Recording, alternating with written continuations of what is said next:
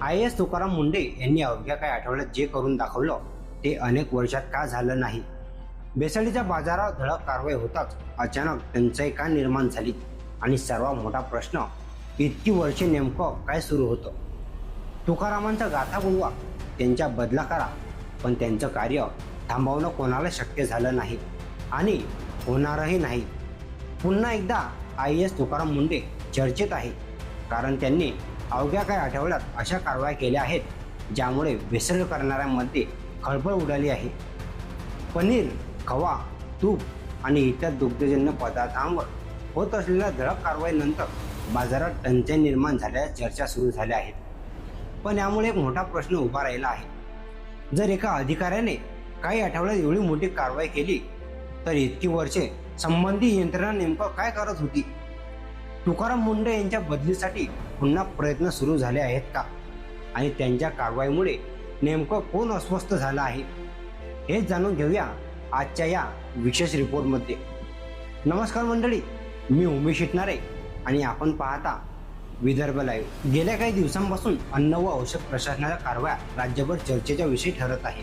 पनीर, खवा, तूप आणि इतर दुग्धजन्य पदार्थांवर धडक मोहिमा सुरू असून लाखो रुपयांचा संशयित माल जप्त करण्यात आला आहे। या कारवाईनंतर अनेक ठिकाणी पुरवठा कमी झाल्याच्या चर्चाही सुरू झाल्या आहेत। मात्र याच ठिकाणी सामान्य नागरिक एक अत्यंत महत्त्वाचा प्रश्न विचारत आहे। जर कारवाईच्या भीतीने काही व्यवसाय अचानक बंद पडत असतील तर इतकी वर्ष नेमकं काय सुरू होतं। आपण आणि आपल्या मुलांनी जे दूध, पनीर, खवा किंवा तूप खाल्लं असेल ते खरंच सुरक्षित होतं का। आज एका अधिकाऱ्याच्या नेतृत्वाखाली काही आठवड्यात लाखो रुपयांचा संशयित माल जप्त होतो। मग इतकी वर्ष ही परिस्थिती कोणाच्या लक्षात आली नव्हती का। हा प्रश्न केवळ एका अधिकाऱ्याचा किंवा एका विभागाचा नाही, हा प्रश्न संपूर्ण व्यवस्थेचा आहे। कारण हा विषय केवळ पनीर, खवा किंवा तुपाचा नाही, तर आपल्या कुटुंबाच्या आरोग्याचा आहे। आज नागरिकांना कारवाई दिसत आहे, त्यामुळे त्यांना आशा वाटत आहे, मात्र त्याच वेळी एक भीतीही आहे। ही मोहीम काही दिवसांची राहणार का, की आज अन्न सुरक्षा हा कायमचा अजेंडा बनणार आहे। सोशल मीडियावर अनेक नागरिक उघडपणे लिहित आहेत की कठोर कारवाई करणाऱ्या अधिकाऱ्यांना पूर्ण पाठबळ मिळाले पाहिजे, कारण लोकांना व्यक्ती नव्हे तर मजबूत व्यवस्था हवी आहे। आज जर भेसळ करणाऱ्यांना भीती वाटत असेल तर ती भीती कायद्याची असली पाहिजे, आणि जर नागरिक प्रश्न विचारत असतील तर ते योग्यच आहे, कारण आपल्या मुलांच्या ताटात काय वाढलं जाते हा प्रश्न विचारण्याचा अधिकार प्रत्येक पालकाला आहे।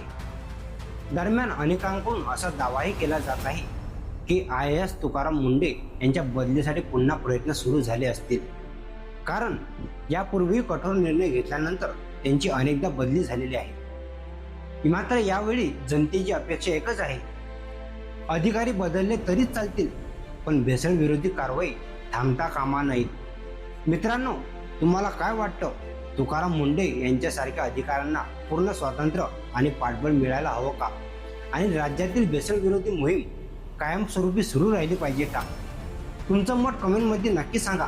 व्हिडिओ आवडला असेल तर लाईक, शेअर आणि चॅनलला सबस्क्राईब करायला विसरू नका।